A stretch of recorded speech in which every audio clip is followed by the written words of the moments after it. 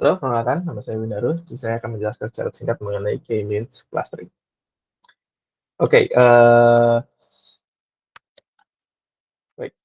Nah, misalkan Anda memiliki sebuah data dan Anda ingin membaginya menjadi 3 bagian. Nah, misalnya di sini, mungkin bisa kita kelompokkan, ini kita contohkan aja mungkin data harga rumah atau, tinggi badan. Nah, kita punya datanya seperti ini, kita urutkan dan, kalau kita visualisasikan terbentuk, menjadi beberapa data point seperti ini. Nah, di sini, langkah pertama adalah kita tentukan dulu, kita kira-kira pengen punya berapa cluster sih.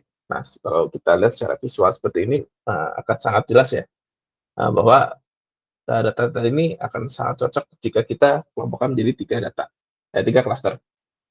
Nah, itulah yang disebut K dalam, K-means clustering, yaitu, K sama dengan 3, artinya kita ingin membagi data-data tersebut, data-data ini menjadi 3 bagian, 3 cluster.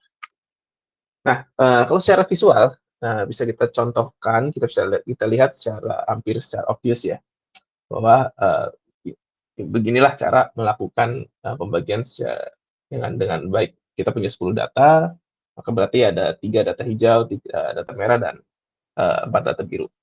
Nah, sini sudah cukup enak ya. Nah, sekarang bagaimana sih kalau, dalam perhitungannya, cara cara menghitungnya itu seperti apa?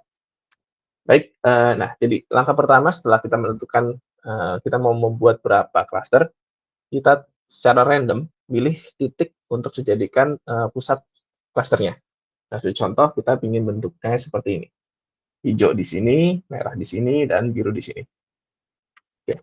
Nah, langkah selanjutnya adalah kita menghitung jarak dari tiap data point ke titik pusatnya. Contoh data point pertama ke hijau kira-kira segini jaraknya, data point pertama ke merah kira-kira segini jaraknya, data point pertama ke biru kira-kira segini jaraknya. Nah, dari sini kita bisa lihat ya, data point pertama itu paling dekat dengan cluster hijau. Maka kita masukkan dia sebagai cluster hijau. Nah, selanjutnya kita lakukan juga ke data point kedua. Kita hitung jaraknya, mana yang paling dekat, kemudian kita masukkan ke cluster tersebut. Nah, ini kita lihat dia dekat dengan hijau, maka dia masuk cluster hijau.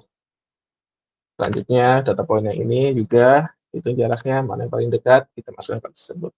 Nah, ini sisanya udah pasti ke biru semua. Nah, nah, langkah selanjutnya setelah kita, menentukan dari berdasarkan titik jaraknya, kita cari rata-rata dari tiap, klaster, oke. Nah, misal untuk klaster hijau, misal rata-ratanya di sini, klaster merah rata-ratanya di sini, klaster biru rata-ratanya di sini. Sini kita hitung jaraknya lagi, data point pertama ke rata-rata klaster pertama, klaster hijau, data point pertama ke rata-rata klaster merah, data point pertama ke rata-rata klaster biru. Nah, di sini ada perubahan nggak? Ada dia menjadi lebih dekat nggak? Misal nggak ada, maka berarti sudah tetap dia di posisi hijau. Jika misal, setelah lakukan perhitungan rata-rata ini dia lebih dekat dengan merah, dengan rata-rata, merah, maka dia akan pindah ke merah. Nah, jika, ada perubahan seperti itu, kita lakukan, perhitungan lagi. Misal nanti merahnya rata-ratanya akan geser ya, misal geser sini, nanti akan kita hitung ulang sampai nggak ada perubahan lagi, oke. Nah, oke, selanjutnya kita bandingkan dari yang perhitungan pertama ini, kita bandingkan dengan yang visual yang kita buat, secara pakai mata ini ya. Nah, di sini klasternya kan, terlihat nggak indah yang pertama. Di sini dia punya 3 klaster hijau, 3 anggota klaster hijau, 2 anggota klaster merah, dan 1, 2, 3, 4, 5 anggota klaster biru. Yang mana itu, proporsi variasinya itu sangat nggak balance, oke. Ya, nah, yang kita lihat pakai mata itu lebih lebih bagus. Ada 3 3 dan ada 4. Dan itu lebih, kalau saya lebih cocok ya. Nah, bagaimana kalau kita ketemu gitu? Berarti kita harus, bagaimana algoritma K-means itu menentukan, eee, titik titik randomnya itu yang paling bagus yang mana sih? Karena kita kan pakai titik random pertama hasilnya seperti ini ya. Nah, ternyata dia harus melakukan penghitungan ulang. Dia harus menentukan lagi 3 titik random, berikutnya. Nah, contoh kita tentukan titik hijau di sini, titik merah di sini, titik biru di sini. Seperti yang tadi ya, kita hitung jarak dari titik poin pertama ke hijau, poin pertama ke merah, poin pertama ke biru. Kemudian sama kita lanjutkan selanjutnya ke hijau berapa, ke merah berapa jaraknya, ke hijau berapa, ke biru berapa. Itu seterusnya sampai semua sudah masuk ke klasternya. Nah, selanjutnya ini bukan langsung selesai, sama kayak tadi kita hitung lagi rata-ratanya. Oke, rata-ratanya dia udah masuk belum? Apakah rata-ratanya setelah dilakukan perhitungan rata-rata dia ada perubahan nggak jarak dari misal yang biru ini, yang hijau ini dia lebih dekat ke sini, maka dia tetap masuk ke hijau, begitu seterusnya. Nah, jika ada perubahan seperti yang tadi saya bilang, maka dia akan pindah klaster dan dilakukan penghitungan ulang. Jelaskan nilai rata-rata yang baru. Jika nggak ada, maka selesai.